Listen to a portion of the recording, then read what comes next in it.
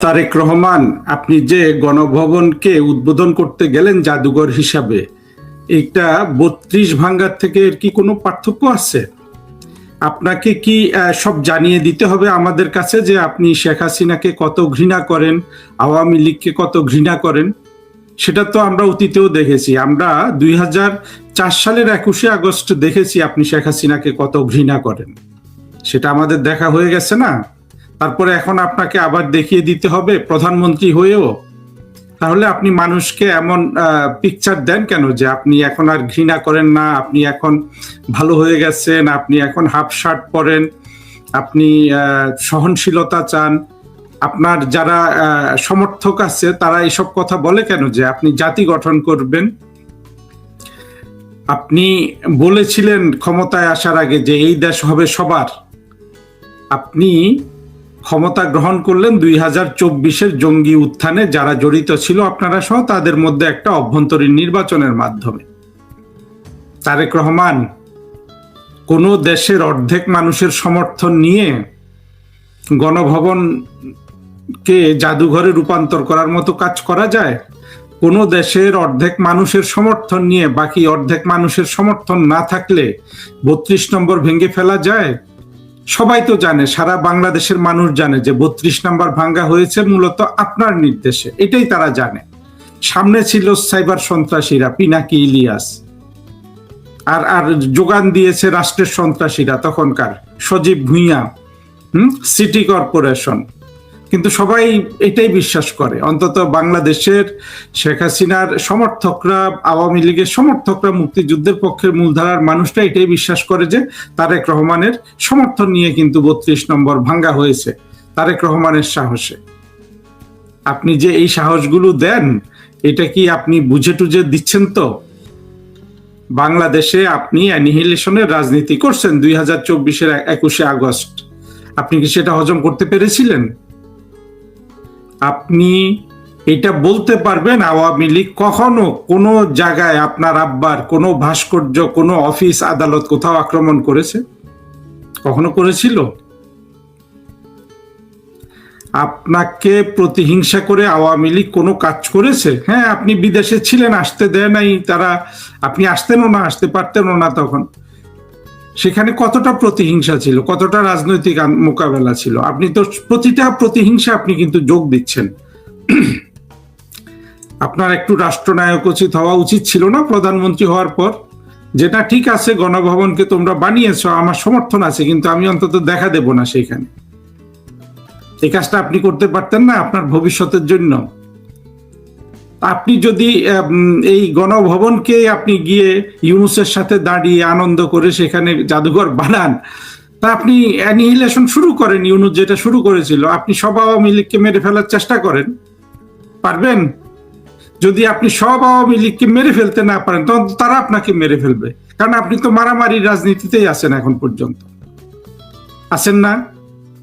২১শে আগস্ট আপনি মারতে পারেননি, শেখ হাসিনা বদান্যতা প্রতিশোধ নেয় নাই, আইন আদালতে গেছে, এখন আইন আদালত আপনাকে বের করে দিয়েছে জোর করে, যেহেতু ২০২৪-এর জঙ্গি উত্থানে আমরা হেরে গেছি। আপনার কি ধারণা আমরা এরকম চিরজীবন হেরেই যাব? এগুলো একটু ভবিষ্যৎটা চিন্তা করবেন না ভাই? হ্যাঁ ভাইয়া, তারেক ভাইয়া, আপনারা আসলে এতটা বিবেচনাহীন কিভাবে হন? বাংলাদেশে আমি সবসময় বলে এসেছি যে তারেক রহমানের দল আওয়ামী লীগ তারা একটা দ্বিদলীয় ব্যবস্থা কায়েম করুক, কিন্তু আপনি যা কায়েম করছেন, আপনি তো ২০২৪ কোয়ালিশনের সব সদস্যকে, অর্থাৎ আপনি বিএনপি, জামাত, এনসিপি সবাইকে অ্যান্টি আওয়ামী লীগের একটা প্ল্যাটফর্মে নিয়ে যাচ্ছেন আপনি এগুলা করে করে। গণভবনে কি হয়েছিল আপনি দেখেন নাই? কিভাবে শেখ হাসিনাকে অপমান করা হয়েছে গণভবনে? গণভবন ধ্বংস, বঙ্গবন্ধুর ভাস্কর্য ধ্বংস, মুক্তিযুদ্ধের সব চেহারা ধ্বংস, সব চিহ্ন ধ্বংস। সেগুলো তো ভাই এক সূত্রে গাঁথা। সেগুলোতে আপনি বড় প্রপোনেন্ট হয়ে যাচ্ছেন, আবার আপনারা দাবি করেন ৭১-এর মুক্তিযুদ্ধের শক্তি, আপনার আব্বা স্বাধীনতার ঘোষক। কোন স্বাধীনতার ঘোষকের ছেলে এইভাবে মুক্তিযুদ্ধের সব স্মৃতি চিহ্ন গুড়িয়ে দেওয়া সমর্থন করে? আপনি যেভাবে সমর্থন করে যাচ্ছেন, করে করে কিনা তারেক রহমান আমাকে একটু বলেন, করে? আপনি মুক্তিযুদ্ধের স্মৃতি ছিন্ন মুছে ফেলাকে সমর্থন করবেন, 32 নম্বর গুঁড়িয়ে দেওয়ার কাজ করবেন, আপনি আপনি গণভবনকে গিয়ে উদ্বোধন করবেন, তারপরে আপনি এই ভবিষ্যতের কোনো কনসিকুয়েন্স আপনি ফেস করবেন না, এত কনফিডেন্ট আপনার আছে? সে কনফিডেন্ট থাকার সুযোগ ছিল যদি দেশকে শেখ হাসিনা যেভাবে এগিয়ে নিচ্ছিল সেভাবে যদি আপনি একটু এগিয়ে নিতে পারতেন। করতে পেরেছেন কিছু? আপনার তো লজ্জা হওয়া উচিত প্রধানমন্ত্রী হিসাবে। আপনি এত সুন্দর সুন্দর কিছু করেন বিভিন্ন জায়গায়, কিন্তু আপনার দেশের ইকোনমির কি অবস্থা? মানুষের জীবনের যে সুখ স্বাচ্ছন্দ্য আনার কথা সেটার কি অবস্থা? লোডশেডিং এর কি অবস্থা? হ্যাঁ, রান্নার গ্যাসের কি অবস্থা? তেলের দাম বাড়িয়েছেন চালাকি করে, এখন হয়তো গ্যাসের দাম বাড়িয়ে দিবেন। মানুষের কষ্ট হচ্ছে না? সে কষ্ট লাঘবের কোনো ইচ্ছা আপনার আছে নাকি? সে কষ্ট কি আপনি অনুভব করেন কিনা সেটা বলেন। আপনি দেখান যে আপনি অনেক অনুভব করেন। যেই সব রাজনৈতিক নেতারা মানুষের কষ্ট অনুভব করে তারা কিন্তু প্রতিহিংসা পরায়ণ হয় না। আপনি যে প্রতিহিংসা পরায়ণতা দেখাচ্ছেন, এইবার কিন্তু আওয়ামী লীগ আর কিন্তু ওই আগের মতো নরম পন্থায় যাবে না। 2024-এর জঙ্গি উত্থান স্পষ্ট করে দিয়েছে। শেখ হাসিনা 15-20 বছর, শেখ হাসিনা 25 বছর রাষ্ট্র চালিয়েছে, 25ই তো হবে, বা 25টা হোক, 16-17 বছর, তাই না? 16-21 বছর শেখ হাসিনা রাষ্ট্র চালিয়েছে। আপনি 6 মাসে যা দেখিয়ে দিচ্ছেন তারেক রহমান, শেখ হাসিনা কিন্তু আসছে। শেখ হাসিনার কর্মীদের আপনারা থামাতে পারবেন না। যেভাবে বাংলাদেশের মুক্তিযুদ্ধের চিহ্ন মুছে দেওয়া হয়েছে, যেভাবে 32 নম্বর ভাঙ্গা হয়েছে, যেভাবে গণভবনকে আপনি জাদুঘর তৈরি করেছেন, সেইভাবে কিন্তু এবার শেখ হাসিনার সৈনিকরা সবকিছু করবে। তাতে কি উড়ে যাবে কি উড়ে যাবে না সেটাই দেখবেন শুধু, এবং সেটা সারা বাংলাদেশের মানুষ দেখবে। আপনারা কিন্তু সমঝোতার রাজনীতির একটা ক্ষেত্র অবশিষ্ট রাখেন নাই তারেক রহমান। আপনি 32 নাম্বার ভেঙেছেন, আপনি গণভবনে গিয়ে জাদুঘর উদ্বোধন করেছেন। এটার মাধ্যমে বাংলাদেশের সমঝোতার রাজনীতির সব কিন্তু আপনি সিলগালা করে দিলেন। আপনি দেখিয়ে দিলেন যে সমঝোতা হবে না, আওয়ামী লীগ নিধন চলবে। এখন দেখা যাক কে কাকে নিধন করে এই বাংলাদেশে শেষ করতে পারে। আমরা সেই নিধনের রাজনীতি দেখতে যাচ্ছি, এবং তার জন্য সম্পূর্ণরূপে তারেক রহমান আপনি কিন্তু দায়ী হবেন। জামাত ইসলামের আমির এবং বিরোধী দলীয় নেতা তিনি তার বাসভবনে একটা প্রদর্শনী আয়োজন করেছেন, যেখানে 1947 সাল থেকে 2024-এর আন্দোলন পর্যন্ত নানান কিছু ফুটিয়ে তোলা হয়েছে। বাট সেখানে সবচেয়ে যেটা আলোচিত হয়েছে, সোশ্যাল মিডিয়া এবং পত্রপত্রিকাও নিউজ হয়েছে, যে বঙ্গবন্ধুর 7ই মার্চের স্বাধীনতার ঘোষণা তারা তুলে ধরেছেন, ফুটিয়ে তুলেছেন। এবং ইন্টারেস্টিং হলো এখানে যে জামাত ইসলামী তো বঙ্গবন্ধুকে স্বীকার করে না, বা তার অবদানকে স্বীকার করে না। তাদের পৃষ্ঠপোষকতায় যারা চলে তারা বঙ্গবন্ধুর ছবি ভাঙে, ভাস্কর্য ভাঙে, ধানমন্ডি 32 ভাঙে। কিন্তু জামাত বঙ্গবন্ধুকে ফুটিয়ে তুলেছে। আবার অন্যদিকে স্বাধীনতার ঘোষক প্রয়াত রাষ্ট্রপতি জিয়াউর রহমানকে তারা ওখানে জায়গা দেয়নি। প্রদর্শনীতে জিয়াউর রহমানের কোনো অবস্থান নেই। এটা খুব আলোচনা হয়েছে সোশ্যাল মিডিয়া এবং পত্রপত্রিকায় নিউজ হয়েছে। আরেকটা বিষয় হলো 71 সালে জামাতের কি ভূমিকা ছিল, এইটা তারা সেখানে ফুটিয়ে তুলে নেই। মানে জামাতের এই বিষয়গুলো আমরা কালকে আলোচনা করেছি আমাদের মতো করে। আপনার কাছ থেকে শুনতে চাই যে একটু কি দ্বিমুখিতা না, স্ববিরোধিতা না, বিষয়টা আসলে কোথায়?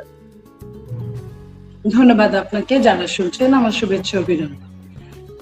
দেখেন, যাদের 71-এ যাদের নেগেটিভ রুল ছিল তারা ওইখানে গেলে তারা পুষ্টাগত হবে, এটাই স্বাভাবিক। তারা সীমিত থাকবে, এটাই স্বাভাবিক।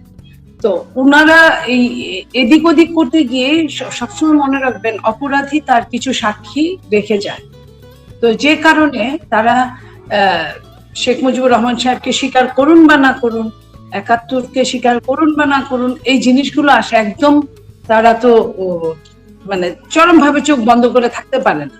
তো ওইখান থেকে ওই ক্লুটা যে রেখে গেল, ওই ক্লু থেকেই কিন্তু তাদের ওইখানে অনেক কিছুই মানে প্রশ্ন করলে উত্তর দিতে তারা বাউন্ড, বা এড়িয়ে গেলেও কারো দৃষ্টিগোচর হবে না।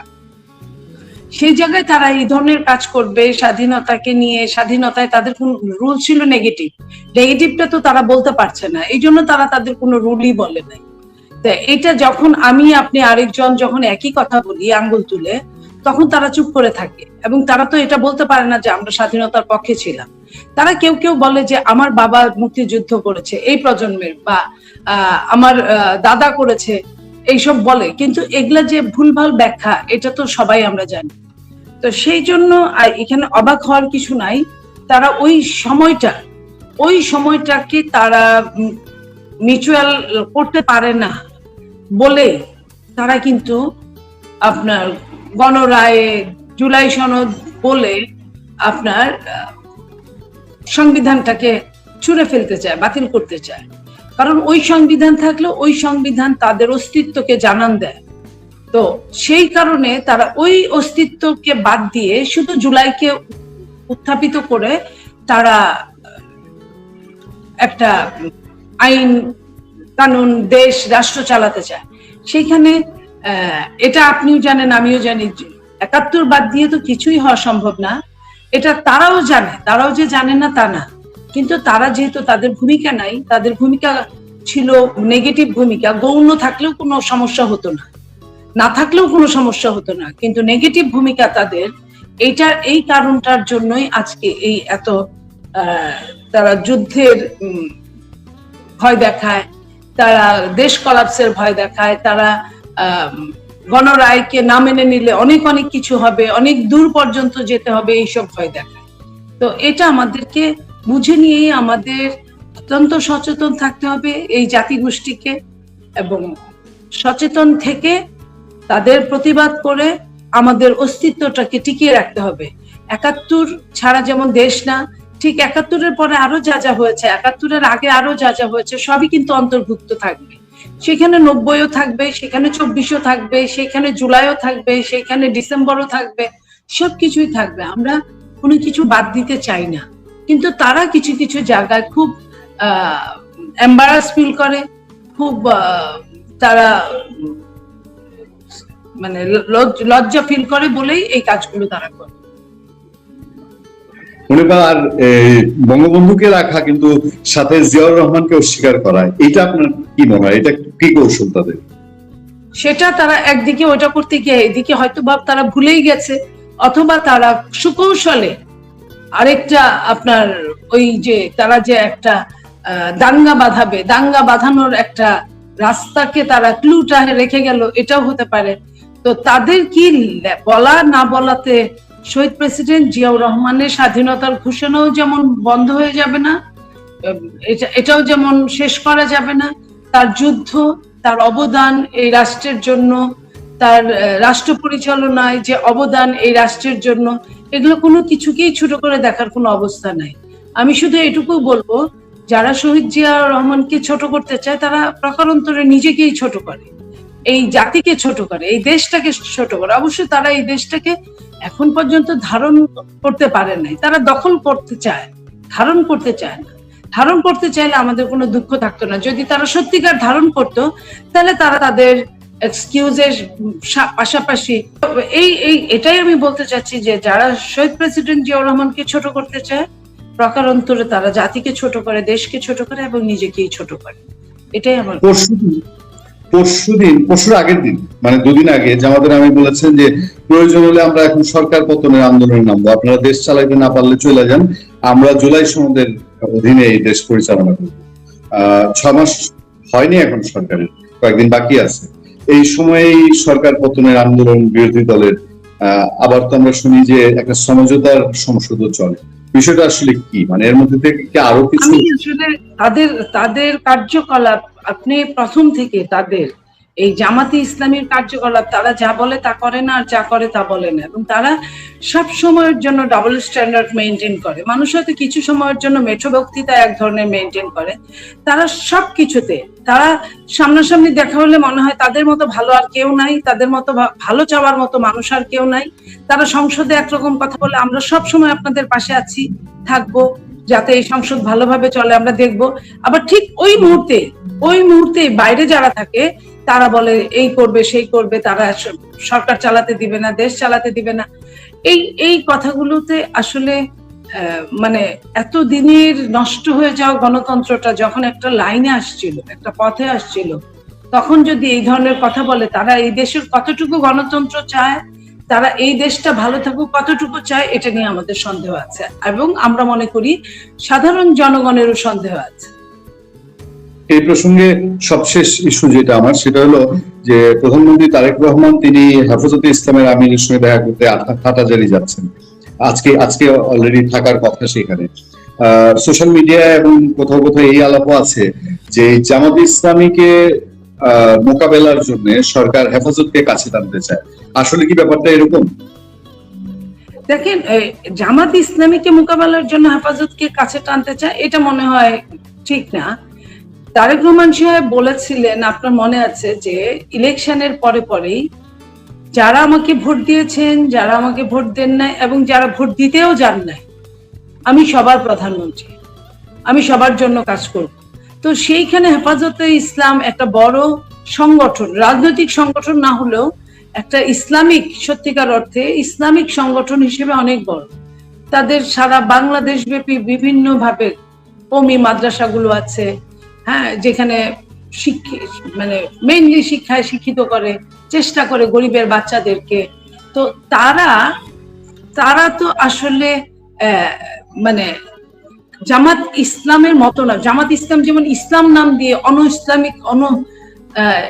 অনইসলামিক কাজগুলো করে কখনো কখনো, তারা বেহেশত দুজকের টিকিট বিক্রি করে, তারা তাদের সঙ্গে গেলে বেহেশতে যাওয়া যাবে বলে। এগুলো তো ইসলাম কখনোই বলে নাই। ইসলাম কখনোই বলে নাই আপনি অনেক ভালো লোক, আমি অনেক ভালো লোক, কিন্তু আমি সত্যিকার অর্থে বেহেশতে যেতে পারবো কিনা, আমি কোনো মনের অজান্তে বা জানতে কোনো অপরাধ করেছি যে অপরাধ ক্ষমার অযোগ্য কিনা, সেটা আমি হয়তো জানি, হয়তো জানি না, যেটা সৃষ্টিকর্তা জানেন। তো সেইটাই আমার বেহেশত দুজকটা ডিপেন্ড করে সৃষ্টিকর্তার উপর। কিন্তু তারা এটা বুঝায় তাদের সঙ্গে চললে, যেটা ইসলামে একদমই নিষেধ, তাদের সাথে চললে বেহেশতে যাওয়া যাবে, এই কথাটা তারা অহরহ বলে। তারা বেহেশতের দুজকের টিকিট সেল করে, এই কথাগুলো বলে, ভোট দিলেই বেহেশতে যাওয়া যাবে, তাদেরকে ভোট দিলেই। তো এইটা কিন্তু হেফাজত করে না, হেফাজত এরকম ভুলভাল ব্যাখ্যা দেয় না। যে কারণে আমরা মনে করি যে ইসলাম বলতে যদি কিছু বোঝায়, যে ইসলামিক সংগঠন, দল না, ইসলামিক ভাবে তারা ঐক্যবদ্ধ, আমরা হেফাজতকে বুঝি। তো এত বড় একজন রাষ্ট্রপ্রধানের কি কাজ, যেখানে বড় কোনো কিছু তাদেরকে দেখভাল করা, ছোট যারা তাদেরকে দেখভাল করে বড়র সাথে মিলিয়ে দেওয়া, অথবা রাষ্ট্র তাদেরকে আলাদা তদারকি করা, এই কাজগুলোই তো রাষ্ট্রপ্রধানের প্রাথমিক দায়িত্ব। তো উনি প্রাথমিক দায়িত্ব পালন করতে গেছেন, আর কিছুই না।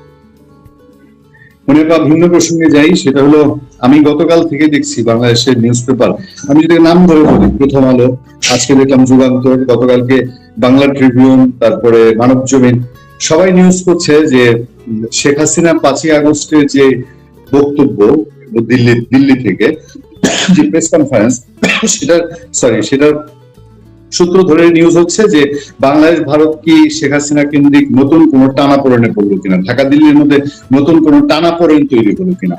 আপনার কি মনে হয় ইস্যুটাতে?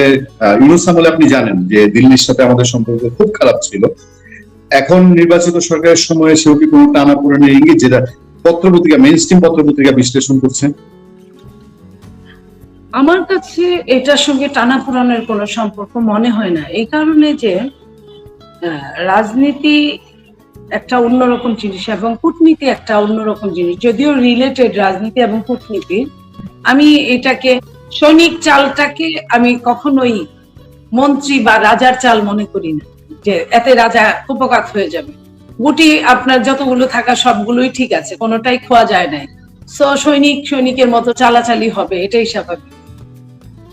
মানে আমি একটু বুঝতে চাই মনিয়াপা, যেমন এরা দিল্লি তো পরিষ্কার করে দিয়েছে, আনুষ্ঠানিকভাবে পরিষ্কার করে দিয়েছে যে তারা নিজেরা শেখ হাসিনাকে ফেরত দিবে না, বাংলাদেশ সরকার যেভাবে প্রত্যার্পণ চায় সেভাবে দিবে না। শেখ হাসিনা এর আগে বিভিন্ন ইন্টারভিউতে বলেছেন তিনি আসতে চান, এবার নিজ মুখে বললেন যে তিনি আসবেন এবং ডিসেম্বরের মধ্যে আসবেন। আপনি কি মনে করেন যে তিনি আসলে সত্যিকার আসবেন বাংলাদেশে? আমি আপাতত এটা মনে করি না, কারণ আমি শেখ হাসিনাকে এত বোকা মনে করি না। আপনার খেয়াল করেন, যখন ৭৫-এ তার বাবার বা পরিবারের দুর্ঘটনা ঘটলো, উনি প্রায় ৬ বছর দেশান্তরী ছিলেন। তারপরে উনি কিন্তু চ্যালেঞ্জ দিয়ে আসেন নাই, উনি আসার ইচ্ছা প্রকাশ করেছেন, এবং সেই সময় শহীদ প্রেসিডেন্ট জিয়াউর রহমানের শাসনামল ছিল। উনি শহীদ প্রেসিডেন্ট জিয়াউর রহমান উনাকে বহুদলীয় গণতন্ত্রের একজন প্রবক্তা হিসেবে গণতন্ত্রটা প্রাতিষ্ঠানিক রূপ লাভ করুক বলেই উনাকে আসার জন্য ওয়েলকাম করেছিলেন, বলেই উনি আসতে পেরেছিলেন। তো আজকে যেটা, সেই দিন কিন্তু ওনার কোনো এলিগেশন ছিল না, ওনার নামে কোনো মামলা ছিল না, ওনার নামে কোনো হুলিয়া ছিল না। আজকে যেটা আছে, তার নামে হুলিয়া আছে, তার মার্ডার কেসের মামলায় তার ফাঁসি আছে, তার যাবজ্জীবন আছে।